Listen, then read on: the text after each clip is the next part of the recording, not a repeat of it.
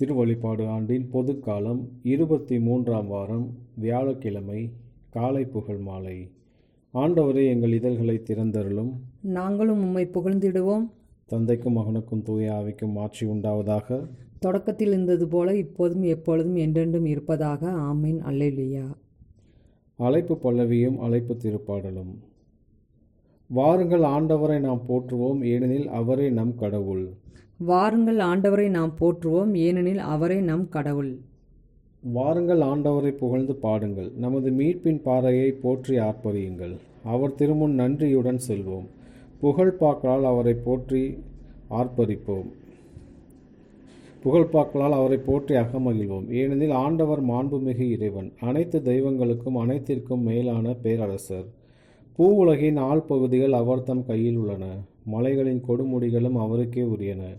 கடலும் அவருடையதே, அவரே அதை படைத்தார். உலர்ந்த தரையையும் அவர் கைகளை உருவாக்கின. வாருங்கள், தாழ்பணிந்து அவரை தொழுவோம், நம்மை உருவாக்கிய ஆண்டவர் முன் முழந்தாளிடுவோம். அவரே நம் கடவுள், நாமோ அவரது மேய்ச்சலின் மக்கள், நாம் அவர் பேணி காக்கும் ஆடுகள். இன்று நீங்கள் அவரது குரலுக்கு செவி கொடுத்தால் எத்துணை நலம்.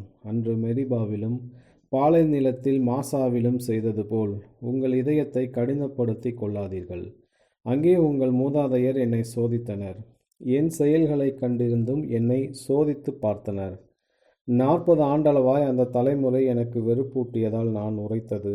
அவர்கள் உறுதியற்ற உள்ளம் கொண்ட மக்கள், என் வழிகளை அறியாதவர்கள். எனவே நான் சினமுற்று, நான் அளிக்கும் இளைப்பாற்றியின் நாட்டிற்குள் நுழையவே மாட்டார்கள் என்று ஆணையிட்டு கூறினேன். தந்தைக்கும் மகனுக்கும் தூய ஆவிக்கும் ஆட்சி உண்டாவதாக. தொடக்கத்தில் இருந்தது போல இப்போதும் எப்பொழுதும் என்றென்றும் இருப்பதாக. ஆமீன். வாருங்கள், ஆண்டவரை நாம் போற்றுவோம், ஏனெனில் அவரே நம் கடவுள். வாருங்கள், ஆண்டவரை நாம் போற்றுவோம், ஏனெனில் அவரே நம் கடவுள். பாசுரம். விண் எழுகின்றது ஆதவன் தனலாய், கண்விழி இழந்து காலங்காலமாய் நேர்வழி விட்டு தவறியதாலே. தீமை ஒழிய தீப்பிழம்பு எழுந்தது, நம் மொழி கிறிஸ்துவே அமைதியை அருள்வார். நம் தூய உள்ளமே அவருக்கு உரிமையாகும். நம் இதழ் கபடற்ற சொற்களை மொழிக, நம் உணர்வெல்லாம் இருளினை பகைக்க. இறைவா, எம் உடல் கரைப்படாமலும் நாவும் புரளி பேசாமலும் கண்ணையும் கையையும் அடக்கி ஆள்வோம். இந்நாள் முழுவதும் இதமாய் வாழ்வோம். வைகரை தொடங்கி மாலை வரை நம் செய்கை அனைத்தும் ஒளியுறக் காண்கிற தந்தையை, மகனை, தூய ஆவியாரை சிந்தையில் இருத்தி சேவை புரிவோம். ஆமேன். கடவுளின் நகரே, உன்னை பற்றி மேன்மையானவை பேசப்படுகின்றன. கடவுளின் நகரே, உன்னை பற்றி மேன்மையானவை பேசப்படுகின்றன. ஆண்டவர் திருமலைகளின் மீது தம் நகரை அமைத்துள்ளார். யாக்கோப்பின் உறைவிடங்கள் அனைத்தையும் விட மேலாய் சீயோன் நகர வாயில்களை அவர் விரும்புகின்றார். கடவுளின் நகரே, உன்னை பற்றி மேன்மையானவை பேசப்படுகின்றன. எகிப்தையும் பாபிலோனையும் என்னை அறிந்தவைகளாக கொள்வேன். பிலிஸ்தியா, தீர், எத்தியோப்பியா நாட்டினரை குறித்து இவர்களும் இங்கே பிறந்தவர்கள் என்று கூறப்படும். இங்கேதான் எல்லோரும் பிறந்தனர், உன்னதர் தாமே அதை உறுதிப்படுத்தினார் என்று சீயோனை பற்றி சொல்லப்படும். மக்களினங்களின் பெயர்களை பதிவு செய்யும் போது இவர் இங்கேதான் பிறந்தார் என ஆண்டவர் எழுதுவார். ஆடுவோரும் பாடுவோரும் சேர்ந்து எங்கள் நலன்களின் ஊற்று உன்னிடமே உள்ளது என்பர், உறைவிடமும் உன்னிடமே உள்ளது என்பர். தந்தைக்கும் மகனுக்கும் தூய ஆவிக்கும் ஆட்சி உண்டாவதாக. தொடக்கத்தில் இருந்தது போல இப்போதும் எப்போதும் என்றென்றும் இருப்பதாக. ஆமேன். கடவுளின் நகரே, உன்னை பற்றி மேன்மையானவை பேசப்படுகின்றன. கடவுளின் நகரே, உன்னை பற்றி மேன்மையானவை பேசப்படுகின்றன. ஆண்டவர் ஆற்றலுடன் வருகின்றார், அவர் தம் வெற்றி பரிசை தம்முடன் எடுத்து வருகிறார். ஆண்டவர் ஆற்றலுடன் வருகின்றார், அவர் தம் வெற்றி பரிசை தம்முடன் எடுத்து வருகிறார். இதோ என் தலைவராகிய ஆண்டவர் ஆற்றலுடன் வருகின்றார், அவர் ஆற்றலோடு ஆட்சி புரிய இருக்கின்றார். அவர் தம் வெற்றி பரிசை தம்முடன் எடுத்து வருகின்றார். அவர் வென்றவை அவர் முன் செல்கின்றன. ஆயனை போல் தம் மந்தையை அவர் மேய்ப்பார். ஆட்டுக்குட்டிகளை தம் கையால் ஒன்று சேர்ப்பார், அவற்றை தம் தோளில் தூக்கி சுமப்பார். சினையாடுகளை கவனத்துடன் நடத்திச் செல்வார். கடல் நீரை தம் உள்ளங்கை அளவால் கணக்கிட்டவர் யார்? வானத்தை சாணளவால் கணித்திட்டவர் யார்? மண்ணுலகில் புழுதியை மரக்காலால் அளந்தவர் யார்? மலைகளை நிறைகோளாலும் குன்றுகளை தராசாலும் நிறுத்தவர் யார்? ஆண்டவரின் ஆவிக்கு வழிகாட்டியவர் யார்? அவருக்கு அறிவுரையாளனாயிருந்து கற்றுத்தந்தவர் யார்? யாரிடம் அவர் அறிவுரை கேட்டார்? அவருக்கு பயிற்சி அளித்து நீதி நெறியை உணர்த்தியவர் யார்? அவருக்கு அறிவு புகட்டி விவேக நெறியை காட்டியவர் யார்? இதோ வேற்றினத்தார் வாளியில் இருக்கும் நீர்த்துளியாகவும் தராசில் ஒட்டிய தூசாகவும் அவரால் கருதப்படுகின்றனர். இதோ தீவுகளை ஓர் அணுவென அவர் தூக்குகின்றார். எரிப்பதற்கு லெபனோன் போதாது, எரிபலிக்கு அதன் விலங்குகள் பற்றாது. மக்களினங்கள் யாவும் இல்லாமையாக, ஒன்றும் இல்லாமையாக, வெறுமையாக அவரால் கருதப்படுகின்றன. தந்தைக்கும் மகனுக்கும் தூய ஆவிக்கும் ஆட்சி உண்டாவதாக. தொடக்கத்தில் இருந்தது போல இப்போதும் எப்பொழுதும் என்றென்றும் இருப்பதாக. ஆமென். ஆண்டவர் ஆற்றலுடன் வருகின்றார். அவர் தம் வெற்றி பரிசை தம்முடன் எடுத்து வருகிறார். ஆண்டவர் ஆற்றலுடன் வருகின்றார். அவர் தம் வெற்றி பரிசை தம்முடன் எடுத்து வருகிறார். நம் கடவுளாகிய ஆண்டவரை பெருமைப்படுத்துங்கள். அவரது திருமலையில் அவரை தொழுங்கள். நம் கடவுளாகிய ஆண்டவரை பெருமைப்படுத்துங்கள். அவரது திருமலையில் அவரை தொழுங்கள். ஆண்டவர் ஆட்சி செய்கின்றார். மக்கள் இனத்தார் கலங்குவாராக. அவர் கெருபுகள் மீது வீற்றிருக்கின்றார். மண்ணுலகம் நடுநடுங்குவதாக. சீயோனில் ஆண்டவர் மேன்மையுடன் விளங்குகின்றார். எல்லார் இனத்தார் முன்பும் மாட்சியுடன் திகழ்கின்றார். மேன்மையானதும் அஞ்சுதற்கு உரியதுமான அவரது பெயரை அவர்கள் போற்றுவார்களாக. அவரே தூயவர், வல்லமை மிக்க அரசரை. நீதியை நீ விரும்புகின்றீர், நேர்மையை நிலைக்க செய்கின்றீர். யாக்கோப்பினரிடையே நீதியை நேர்மையும் நீர்தாமை நிலைநாட்டுகின்றீர். நம் கடவுளாகிய ஆண்டவரை பெருமைப்படுத்துங்கள். அவரது அரியணை முன் தாழ்பணிந்து வணங்குங்கள். அவரே தூயவர். மோசேயும் ஆரோனும் அவர் தம் குருக்கள் ஆவார்கள். அவரது பெயரால் மன்றாடுவோருள் சாமுவேலும் ஒருவர் ஆவார். அவர்கள் ஆண்டவரை நோக்கி மன்றாடினார்கள். அவரும் அவர்களுக்கு செவிசாய்த்தார். அவர் மேகத்தூணிலிருந்து அவர்களோடு பேசினார். அவர்கள் அவருடைய ஒழுங்குமுறைகளையும் அவர் தந்த நியமங்களையும் கடைபிடித்தார்கள். எங்கள் கடவுளாகிய ஆண்டவரை நீர் அவர்களுக்கு செவிசாய்த்தீர். மன்னிக்கும் கடவுளாக உம்மை வெளிப்படுத்தினீர். ஆயினும் அவர்களுடைய தீர் செயல்களுக்காய் அவர்களை நீ தண்டித்தீர். நம் கடவுளாகிய ஆண்டவரை பெருமைப்படுத்துங்கள். அவரது திருமலையில் அவரை தொழுங்கள். ஏனெனில் நம் கடவுளாகிய ஆண்டவரே தூயவர். தந்தைக்கும் மகனுக்கும் தூய ஆவிக்கும் ஆட்சி உண்டாவதாக. தொடக்கத்தில் இருந்தது போல இப்போதும் எப்போதும் என்றென்றும் இருப்பதாக. ஆமேன். நம் கடவுளாகிய ஆண்டவரை பெருமைப்படுத்துங்கள். அவரது திருமலையில் அவரை தொழுங்கள். நம் கடவுளாகிய ஆண்டவரை பெருமைப்படுத்துங்கள். அவரது திருமலையில் அவரை தொழுங்கள். பேதுரு எழுதிய முதல் திருமுகத்திலிருந்து வாசகம். நீங்கள் கடவுளுடைய பல்வகை அருள் கொடைகளின் சீரிய பொறுப்பாளர்கள். எனவே உங்களுள் ஒவ்வொருவரும் தாம் பெற்றுக்கொண்ட அருள் கொடையை பயன்படுத்தி ஒருவருக்கொருவர் பணிபுரியுங்கள். ஒருவர் பேசும் கொடையை பெற்றிருந்தால் ஒருவரது பேச்சு கடவுளுடைய வார்த்தைகளைப் போல் இருக்கட்டும். ஒருவர் பணி செய்யும் கொடையை பெற்றிருந்தால் கடவுள் அருளும் ஆற்றலை பெற்றோர் போல் பணி செய்யட்டும். இவ்வாறு இயேசு கிறிஸ்துவின் வழியாக கடவுள் அனைத்திலும் பெருமை பெறுவார். அவருக்கே மாட்சியும் வல்லமையும் என்றென்றும் உரித்தாகுக. ஆமீன். ஆண்டவரின் அருள் வாக்கு. இறைவனுக்கு நன்றி. நான் என் முழு உள்ளத்தோடு கூவி அழைத்தேன், ஆண்டவரே எனக்கு செவி சாய்த்தருளும். நான் என் முழு உள்ளத்துடன் கூவி அழைத்தேன், ஆண்டவரே எனக்கு செவி சாய்த்தருளும். நான் உன் கட்டளைகளை கடைபிடிப்பேன்.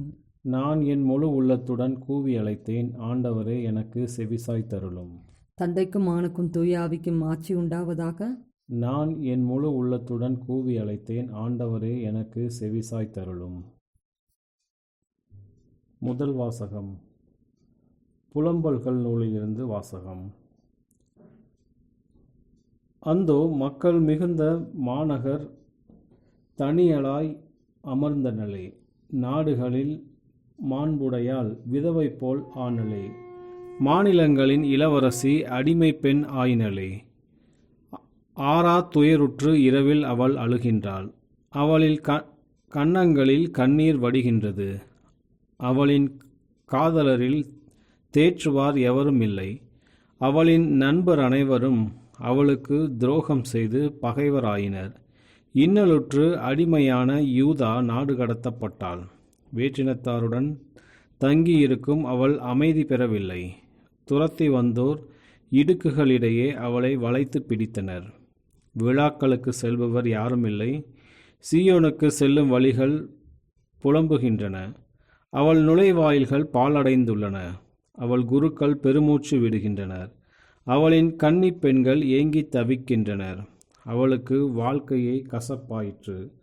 உயர் தலைவர் ஆயினர் அவளின் எதிரிகள், வளமுடன் வாழ்கின்றனர் அவளின் பகைவர்.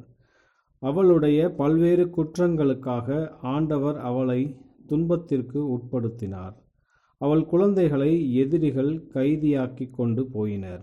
அனைத்து மேன்மையும் மகள் சீயோனை விட்டு அகன்றது. அவள் தலைவர்கள் பசும்புல் காணா மான்கள் போல் ஆயினர்.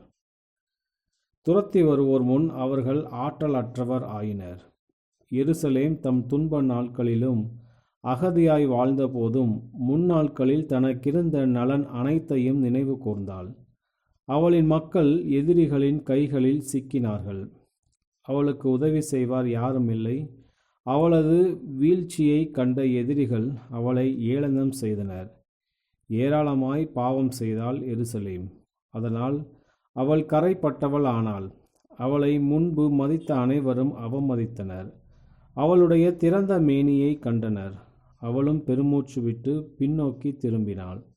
ஐயகோ, அவள் தீட்டு அவள் ஆடையில் தெரிகின்றதே. அவள் தனக்கு வரவிருப்பதை நினைவில் கொள்ளவில்லை. அவளது வீழ்ச்சி அதிர்ச்சியை தருகின்றது. அவளை தேற்றுவார் யாரும் இல்லை. ஆண்டவரே, என் துன்பத்தை பாரும். பகைவன் பெருமை பெற்றுவிட்டான். ஒப்பற்ற அவளது விருப்பமான பொருள் அனைத்தின் மீதும் கை வைத்தான் பகைவன். வேற்றினத்தார் சபைக்கு வருவதை தடை செய்தீர். அன்னார் அவளது திருத்தலத்தில் நுழைவதை அவள் பார்த்து நின்றாள்.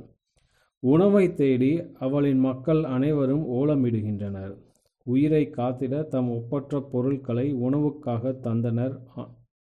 ஆண்டவரே, என்னை கண்ணோக்கும்.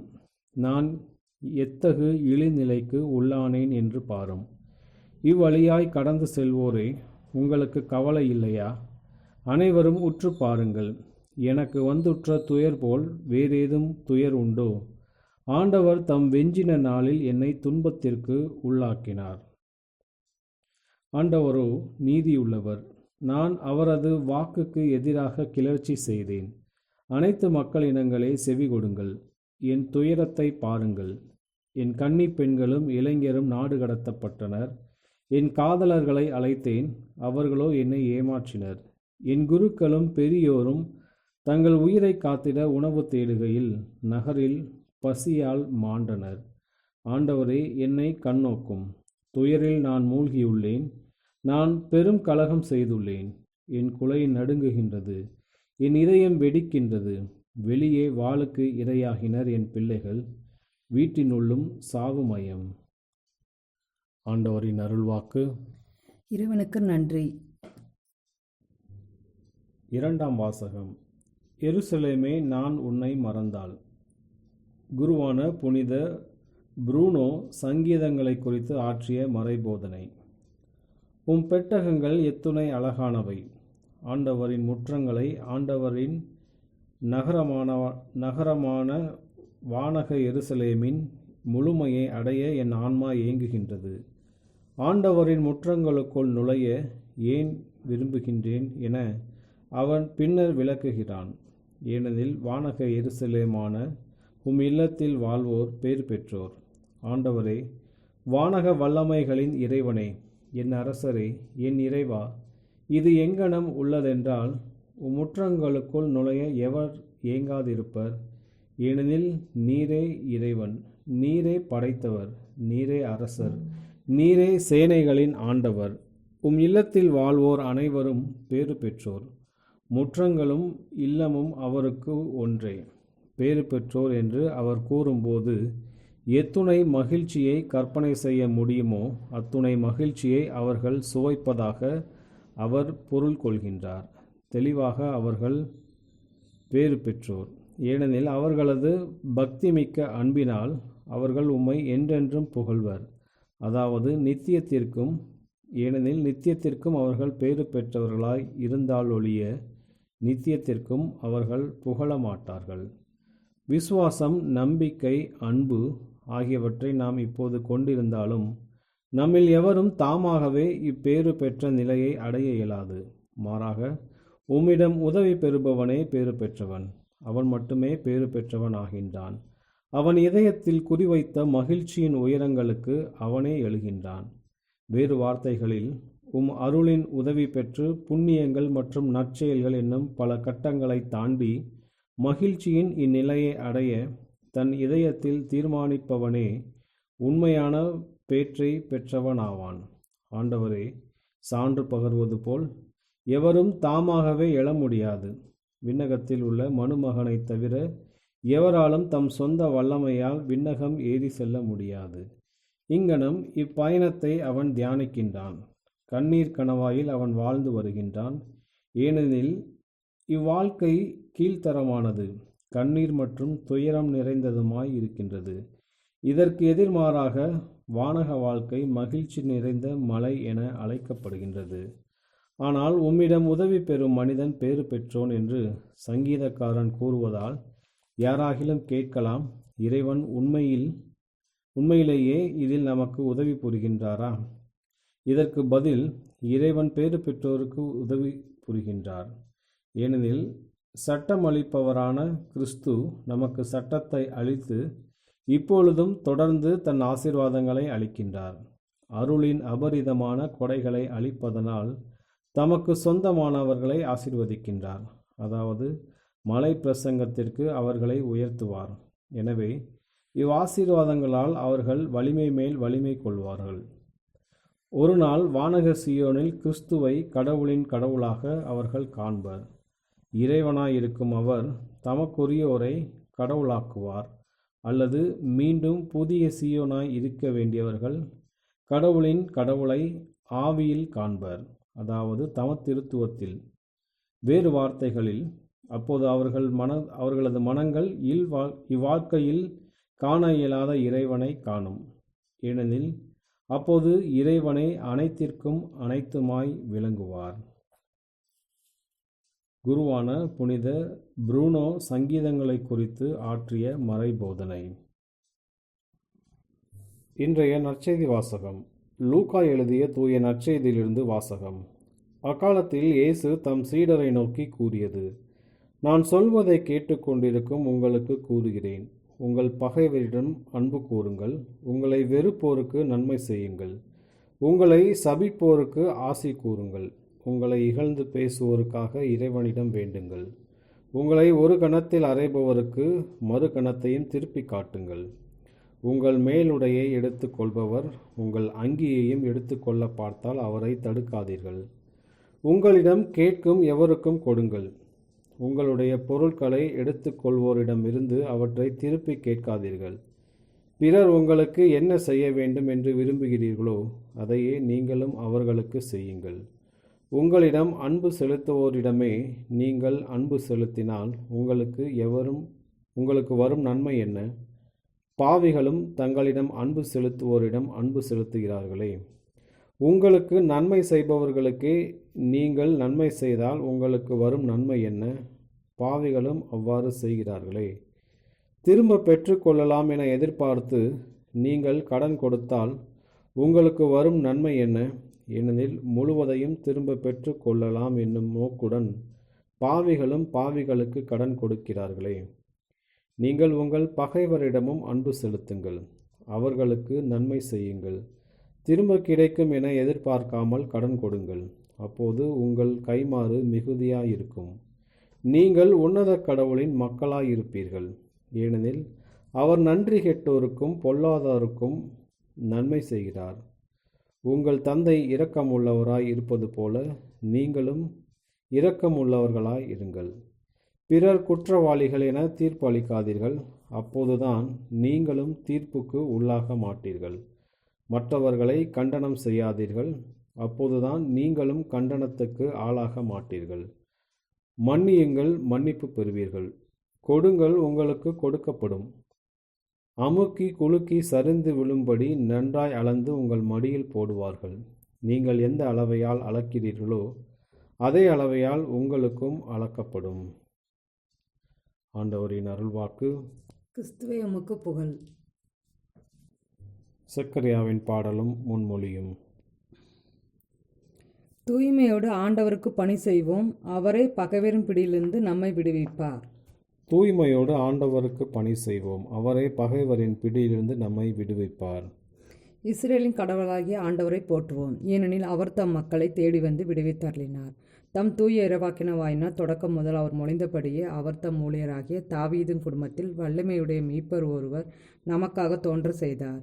நம் பகரிடந்தும் நம்மை வெறுப்பார் அனைவரின் பிடியிலிருந்து நம்மை மீட்பார். அவர் நம் மூதாதையருக்கு இரக்கம் காட்டி தமது தூய உடன்படிக்கையும் நம் தந்தையாகிய ஆபிரகாமுக்கு அவர் இட்ட ஆணையையும் நிறைவேற்ற நினைவு கூர்ந்தார். இவ்வாறு நாம் பகைவரின் பிடியிலிருந்து விடுவிக்கப்பட்டு தூய்மையோடும் நேர்மையோடும் வாழ்நாள் எல்லாம் அச்சமின்றி அவர் திருமுன் பணி செய்யுமாறு வழிவகுத்தார். குழந்தாய், நீ உன்னத கடவுளின் இறைவாக்கின எனப்படுவாய், ஏனெனில் பாவ மன்னிப்பால் வரும் மீட்பை அவர் தம் மக்களுக்கு அறிவித்து ஆண்டவருக்கான வழியை செம்மைப்படுத்த அவர் முன்னே செல்வாய். இருளிலும் இறப்பின் பிடியிலும் இருப்போருக்கு ஒளி தரவும் நம்முடைய கால்களை அமைதி வழியில் நடக்க செய்யவும் நம் கடவுளின் பரிவுள்ளத்தாலும் இரக்கத்தாலும் விண்ணிலிருந்து விடியல் நம்மை தேடி வருகிறது. தந்தைக்கும் மகனுக்கும் தூய ஆவிக்கும் ஆட்சி உண்டாவதாக. தொடக்கத்தில் இருந்தது போல இப்போதும் எப்போதும் என்றென்றும் இருப்பதாக. ஆமேன். தூய்மையோடு ஆண்டவருக்கு பணி செய்வோம், அவரை பகைவரின் பிடியிலிருந்து நம்மை விடுவிப்பார். தூய்மையோடு ஆண்டவருக்கு பணி செய்வோம், அவரே பகைவரின் பிடியிலிருந்து நம்மை விடுவிப்பார். மன்றாட்டுகள். விண்ணிலிருந்து ஆட்சி புரிகின்ற நம் கடவுளே, எல்லாவற்றிற்கும் ஆண்டவர். அவர் முன் படைப்புகள் அனைத்தும் ஒன்றும் இல்லாமையே. அவரை நாம் போற்றி புகழ்வோம். எம் ஆண்டவராகிய கடவுளே, நாங்கள் உம்மை வணங்குகிறோம். என்றுமுள்ள தந்தையே, உம்முடைய கொடைகளாலேயே நாங்கள் உம்மை புகழ்கிறோம். நீர் எங்களை படைத்திருப்பதே வியப்புக்குரியது. கிறிஸ்துவில் நாங்கள் வாழ்வு பெறுவது அதைவிட வியப்புக்கும் மகிழ்ச்சிக்கும் உரியது. எம் ஆண்டவராகிய கடவுளே, நாங்கள் உம்மை வணங்குகிறோம். ஆண்டவரே, புதியதொரு நாளை தொடங்கும் எம்மோடு இருந்தருளும். உம்மை தேட எங்கள் உள்ளங்களையும் உமக்கு பணி செய்ய எங்கள் மனதையும் தூண்டியருளும். எம் ஆண்டவராகிய கடவுளே, நாங்கள் உம்மை வணங்குகிறோம். உமது திருமுன்னிலையை நாங்கள் ஆழ்ந்துணரச் செய்தருளும். நீர் படைத்த அனைத்தின் மீதும் மதிப்பும் அன்பும் கொண்டிருக்க எமக்கு கற்றுத்தாரும். எம் ஆண்டவராகிய கடவுளே, நாங்கள் உம்மை வணங்குகிறோம். உம்மை அறிவது என்பது நீர் படைத்தவர்களை அன்பு செய்வதாகும். எங்களுடைய வாழ்வும் பணியும் எங்கள் சகோதரர் சகோதரிகளுக்கு ஆற்றும் பணியாய் அமைவதாக. எம் ஆண்டவராகிய கடவுளே, நாங்கள் உம்மை வணங்குகிறோம். நம்முடைய தனிப்பட்ட மன்றாட்டுகள். ஆண்டவரின் இறைவேண்டல். விண்ணுலகில் இருக்கிற எங்கள் தந்தையே, உமது பெயர் தூயது என போற்றப்பெறுக. உமது ஆட்சி வருக. உமது திருவுளம் விண்ணுலகில் நிறைவேறுவது போல மண்ணுலகிலும் நிறைவேறுக. எங்கள் அன்றாட உணவை இன்று எங்களுக்கு தாரும். எங்களுக்கு எதிராக குற்றம் செய்வோரை நாங்கள் மன்னிப்பது போல எங்கள் குற்றங்களை மன்னியும். எங்களை சோதனைக்கு உட்படுத்தாதையும் தீமையிலிருந்து எங்களை விடுவித்தருளும். கிறிஸ்துவின் சமாதானம் உம் ஆன்மாவோடு இருப்பதாக. இறுதி மன்றாட்டு. என்றும் வாழும் எல்லாம் வல்ல கடவுளே, வானிலிருந்து நீதியின் கதிரவனாகிய எங்கள் ஆண்டவராம் இயேசு கிறிஸ்து எங்கள் நடுவில் வந்த பொழுது நீர் உம் ஆட்சியின் ஒளியை பொழிந்தீர். அதை போன்று சாவின் நிழலில் வாழும் அனைவர் மீதும் இன்னும் உமது மாட்சியின் சுடரொளியை வீச செய்தருளும்.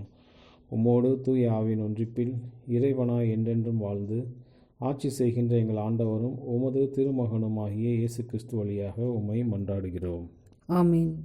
ஆண்டவர் நம்மை ஆசீர்வதித்து தீமைகள் அனைத்திலிருந்தும் பாதுகாத்து நிலை வாழ்வுக்கு அழைத்துச் செல்வாராக.